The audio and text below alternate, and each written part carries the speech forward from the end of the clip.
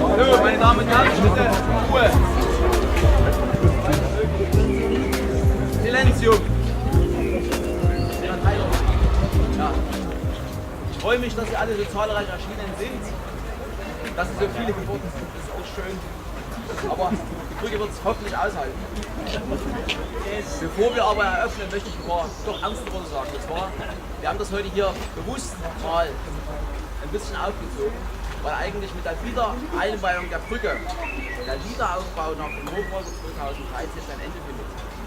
Das ist eigentlich die letzte große Baumaßnahme. Es gibt schon noch einige kleinere, aber alles, was kommunale Infrastruktur anbetrifft, ist damit abgeschlossen. Insgesamt haben wir immer einen Schaden ja gehabt, Sie wissen das, von ca. 170 Millionen Euro. Und ein Großteil davon an der kommunalen Infrastruktur. Die Brücke allein hat ca. 800.000 Euro gekostet. Und deswegen möchte ich auch nochmal Danke sagen. Wir sollten das nicht als Selbstverständlichkeit begreifen, dass alle 10, 12 Jahre eine Naturkatastrophe kommt, so einen riesen Schaden hinterlässt und trotzdem alles wieder aufgebaut wird. Wer von Ihnen teilgenommen hat bei der Veranstaltung am Freitag, der wird feststellen, dass vieles sogar schöner geworden ist als vorher. Und da sollten wir Dank sagen, dass es halt möglich geworden ist. Das ist eine Leistung sicher dieses Landes, eine Leistung auch von Europa, aber durchaus auch eine Leistung von vielen Leuten hier, aber auch in Sachsen. Und ich möchte aber auch Dank sagen, ich habe hier mal einen kleinen Gast mitgebracht. Und zwar ist die Frau Loke, die Mitarbeiterin gewesen, die im Wiederaufbaustab 2013 ganz maßgeblich für uns immer als Partnerin zur Verfügung stand. Und da sie auch bloß immer Dresche kriegen, habe ich gesagt, kommen Sie mal, schauen Sie mal, was wir aus dem Geld gemacht haben, was Sie uns quasi vermittelt haben. Das gleiche gilt übrigens für das Landesamt für Straße, Umwelt und Verkehr, das sogenannte LASUF in Leipzig. Da haben wir auch eine ganze Menge Mitarbeiter gehabt, die uns wirklich geholfen haben. Und begrüße ich ganz herzlich. Und nicht zu vergessen natürlich die Firmen. Ich habe ja einen ganzen Zettel bekommen. Und ich möchte einige, oder ich muss nicht alle vorlesen. Und da würde ich mal die Firma Schuch, Herr Schuch ist selber anwesend, begrüßen wollen. Sein Vorarbeiter, Herr Saurnau, wo ist er? Hat sich verkrümelt hier. Dort ist er auch ganz fleißig. Ich habe jeden Tag gewählt. Deswegen haben wir den Termin gehalten. Die Firma Bauüberwachung Schmidt. Der Herr Fuhrmann ist hier, Herr Imhoff, Herr Köhler und Herr Richter von der Projektierung GMG, Herr Hettke, Herr Leistner.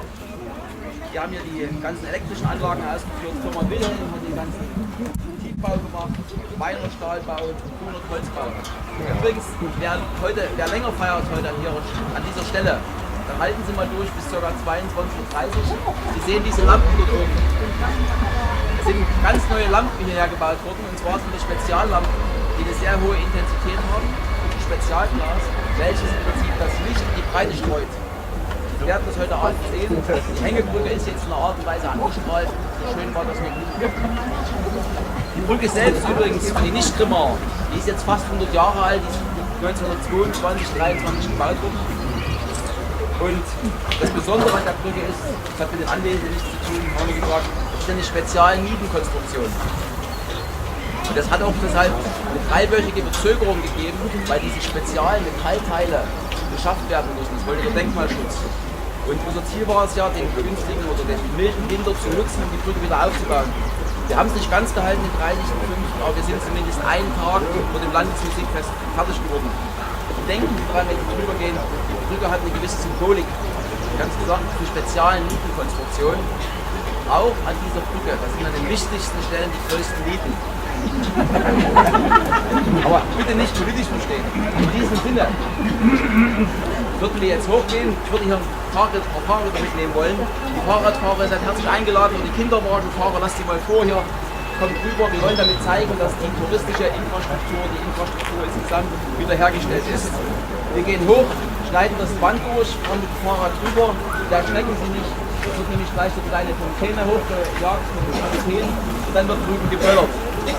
Okay? Also ich nehme mein Fahrrad, folgen Sie uns.